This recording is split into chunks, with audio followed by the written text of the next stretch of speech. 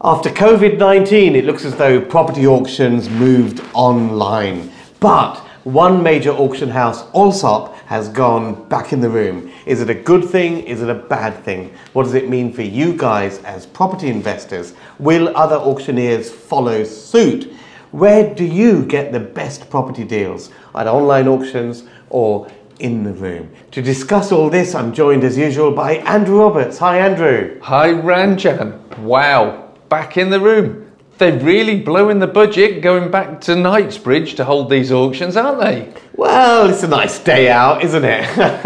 Well, it's certainly a long day out if you've got to sit and watch a whole auction to get to the lot that you want, and you can't be at your desk working away, wiggling your mouse every so often. But anyway, let's have a look at this auction, because this, of course, is the June Allsop sale. Allsop is one of the largest property auctioneers in the UK, and they had a bumper catalogue of 218 lots. That's right. I know you've been through some of the results. Do you think it worked for them?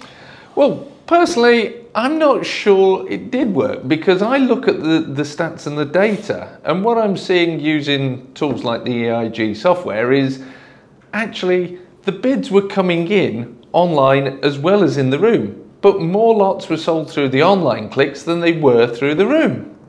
That's interesting. That's interesting. So they're using a hybrid model. They're using a hybrid model. So some people are in the room, some people are out of the room. Absolutely. And, you know, they had quite an interesting sort of catalogue there. They had a block of flats, 4.5 million, 34 flats in a block. So if you want to be out there doing title splits, there's a great opportunity. There was also development opportunity within that lot to build a further 9 flats. Now, it was quite an eclectic catalogue, stuff across the whole of the UK. There was a pub in there for sale with development opportunity for flats. So a really interesting catalogue to look at. I think I do see a few residential auctioneers doing this hybrid model, but I think commercial auctions are going to stay online. And I'll tell you why after this. I just want to tell you a little bit about the Baker Street Property Meet, where you can meet Andrew Roberts and myself. It's Baker Street Property Meet is the largest property networking event in the UK. We have 300 property investors at our monthly meetups, which take place on the last Wednesday of every month in central London. To join us and 300 other property investors at this month's meeting, check out what's happening and grab your ticket at bakerstreetpropertymeet.com. Now, Andrew, I gave that little teaser that I don't think commercial auctions are going back in the room, and I'll tell you why. Because I think, by and large, commercial property investors tend to be more industry savvy and more trade buyers and more property professionals. So they are getting used to the process of buying and selling properties online. A lot of the people who turn up when you go to a residential auction, we've all seen pushchairs in the aisle and small kids and all of that. So it's residential homeowners looking to buy their own home, which of course is the largest investment people make, and to add to the stress of an auction environment probably means they may not get the same price. Well, it's a completely different marketplace with the residential auction to a commercial auction, because, as you say, you've got homeowners, you've got property traders, you've got property developers, and you've got wannabes who've seen Homes Under the Hammer and want to get on TV. So you've got an eclectic mix of people who are all working on a different set of metrics as to whether that property works for them or not. Now, what's really interesting is that the commercial auctions tend to be businesses, and they tend to be savvy. They've worked the numbers out, they know what works for them, and because they know what works for them, they're not actually sitting there just racking up on the day and going, well, I might just have a chuck at that one. They've worked out the metrics, what works, what doesn't. But it's boring, isn't it? I mean, online auctions are boring. All you hear is bidder number 1 has bid this, bidder number 2 has bid that. You know, I'll tell you something. I mean, I've been doing this for 30 years, 30 year plus, and I've been to a lot of auctions, and I've learned so much from going, because what I do is, let's say I'm looking to buy something and I lose out. What I want to do is go up and speak to the winning bidder. And what I want to find out is, why have you been willing to pay more than me on the day? There's only two answers to that. Either you're an absolute plonker and have overpaid for it, or you've thought of a better outcome for that property than I thought of. Yeah. And if that's the case, I want to learn, and I want to chat to you, and I want to take you out for coffee, and I want to find out what you're doing that I'm not doing. And you can't do that online. You certainly can't do it online, and it's interesting because sometimes you do see two opposing factions fighting over a property, and it's like, it's almost, that's mine. You also get to find out the psychology of why people are bidding and going over their reserves. When you ask people, did you have a reserve for that lot? And they go, well, yeah. And why have you gone over? Well, I was only £500 off. And the auctioneer talks them. That is into true. buying it. An auctioneer is a person with a silver tongue who picks your pocket with it, basically. And it's all that, just £500 more, just fine. Are you going to let him? I've seen them. They say things like, are you going to let that guy have it for just £500? Yeah. Listen, if you like this video, there's plenty more. Subscribe, hit the bell icon. Tell us what you think or your experiences of going online for property auctions in the comments below as well. We put out plenty of videos each and every week, and if you want to be on top of your property investment game, then subscribe. But what about the transparency issue, Andrew? Some people think that if you're in the room, everyone's in the room, there's nothing hidden there. Do you think people can trust online auctions? Is bidder number two really bidder number two, or just a figment of the computer's imagination? As we all know, there's a guide price and then there's a reserve price. The guide price is to entice you to get involved in that auction bidding session. The reserve price is the price that the seller wants to achieve, and that price is generally no more than, and can't be more than, 10% of the guide. And also, you say about people, can you trust the online and the false bidding? Well, the auctioneer can only digitally bid up to the reserve price. So yes, you can trust the system, because they would be breaching the Estate Agents Act and they can get fined for it. That's true, and I mean, I did say that in jest, and I do believe that the auction. I mean, well, from what I know, the auctions are transparent, especially the big ones. They're as transparent as can be. Yeah. But that doesn't mean they don't play some little computer tricks, which are quite legal. Now, for example, when you are on an online auction, a lot of people don't know this, but when you're on an online auction, your positioning of your mouse can be detected by the auctioneer. So let's say you are hovering over the bid now button, and you've moved your mouse and you're hovering the pointer over the bid now button. If they're about to say going, going, gone, they will see that bidder number two is hovering their mouse over the bid now button and thinking about it, and will give you an extra bit of time. So there are these digital tricks now that are coming into play. There are, and also going back to this Allsops auction, where there's a bid in the room and there's a bid online, what can often be happening is the auctioneer is phoning up the bidder online, because you have to pre-register at least 24 hours before the auction. The auctioneer knows that you're interested, so they will be on the phone. They'll also be talking with the seller. So if you're not quite reaching the reserve, they'll be phoning the seller up and saying, we're not quite hitting the reserve. Do you mind if we adapt the figures a little bit and then we can sell this?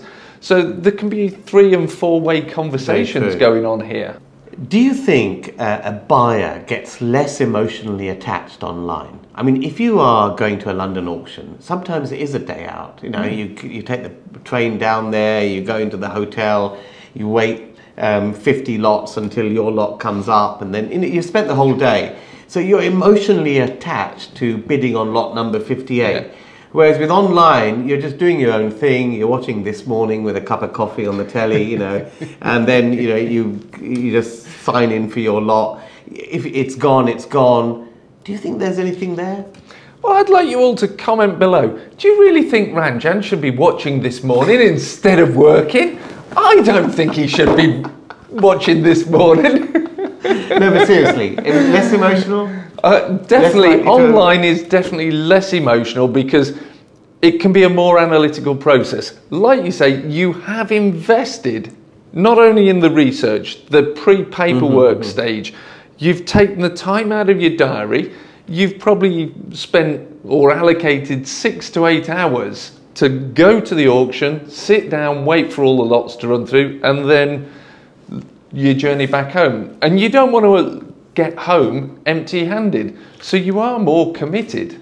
Of course, one thing with online auctions is there are no networking opportunities, a chance to network with other property investors. And I guess that's why we have seen the numbers at Baker Street Property Meet grow from strength to strength. It's now the UK's largest property investors networking meet. 300 people meet us at our monthly networking events on the last Wednesday of each month. So if you want to do networking, you may not have many auctions to do it at. Get down to the Baker Street Property Meet. But online auctions do offer some advantages. I mean, if I was a seller of a property, I think I would want the greater access to the market.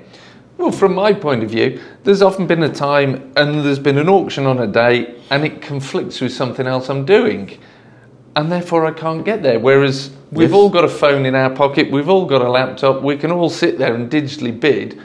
You know, I've heard of people being in meetings and sitting there and surreptitiously buying stuff on the side in a meeting. I have bought a property from an online auction while on a cruise ship.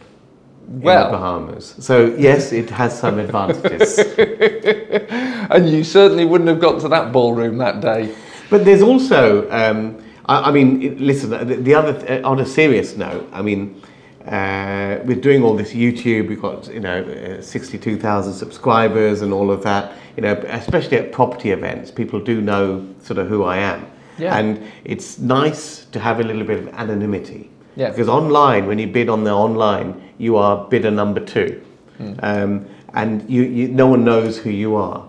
So they don't refer to you as Mr. B like I do? Certainly there's no reference. But that, I mean, seriously, I mean, people get to know who players are, and they might be saying, well, not number 58, why is he going for it? Well, I know another well-known property investor, and they put a proxy into the room who's on the phone to them, and they're often sitting in the bar. So the auctioneer in the room don't know that they're bidding. It can become a problem. That is very true. Look, if you're loving this video, let us know what you think, and also smash that like button, subscribe, and comment below as well. I'd like to sort of chip in at this point. We've mentioned the Baker Street Property Meet. Did you know we also have a VIP community, and the VIP community meets up at a special breakfast meeting once a month with Ranjan and I in a more intimate surroundings for breakfast. We all get to know each other in a much greater detail. So I would urge you, if you attend the Baker Street Property Meet on a regular basis, that you join us, and join us as a VIP member. Of course, there are amazing cost savings for the auctioneers. They don't have to rent out these ballrooms, typically cost £10,000 for the day. They don't have to chop down all these trees to print catalogues, which also means that they can hold these auctions more frequently. So we have seen the frequency of sale, because it used to be that if you wanted to put your property up for sale at auction, you'd have to wait 3 months till the next one. But they're taking place more often because they're cheaper to stage. Well, what I loved, and if I use the example of lockdown, we had the stamp duty break, and just before lockdown, virtually every auctioneer squeezed in an extra auction just to push all of those extra lots through. So going online has the advantage of speed. You can react to markets, you've got lower costs, and that should mean more opportunities for us as buyers. So do you think these larger auctioneers, particularly for residential, will go back to the room, but do it in this hybrid way? Because presumably that's the best of both worlds, isn't it? I think the hybrid way does offer the best of both worlds. Personally, I think it's only likely to be used as a marketing exercise. It's unlikely to be a long-term trend. We've seen Barnard Marcus. They went back to the room and they went, nah, we didn't really sell much in the room. It's good as a marketing tool, but most of the lots are actually sold online. And as you say, you were able to do it whilst on a cruise ship. So, and if you are an auctioneer out there who holds the hammer and are shortly going to be made redundant, then we have some vacancies. You can check those out at our website. Well, these job roles are going to be replaced, aren't they? We've got to kind of discuss it. We'll see. We'll see who applies for that. But there is one advantage that online auctions definitely have.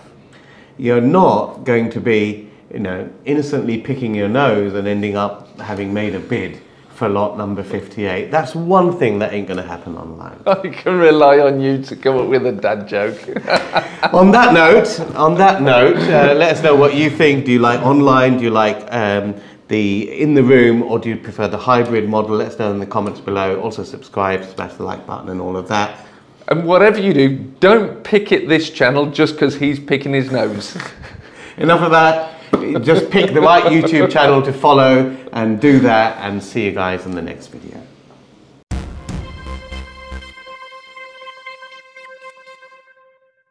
The Baker Street Property Meet is the UK's largest and #1 property investors networking event. The property market is going through monumental change right now, and at Baker Street Property Meet we aim to keep you up to date with the latest tips and tricks and insider tactics to help you keep on top of your property investing game and succeed in these troubled economic times. The Baker Street Property Meet is fundamentally about networking, because it's not what you know, it's who you know. And at Baker Street, we aim to connect you with the people to make your property journey a monumental success. There's no better place to be to further your property investment journey than the Baker Street Property Meet. So make sure you're here, you're connecting with myself and Andrew Roberts, our expert guest speakers, and 300 passionate property people each and every month. See you at the next meet. Get your spot at bakerstreetpropertymeet.com.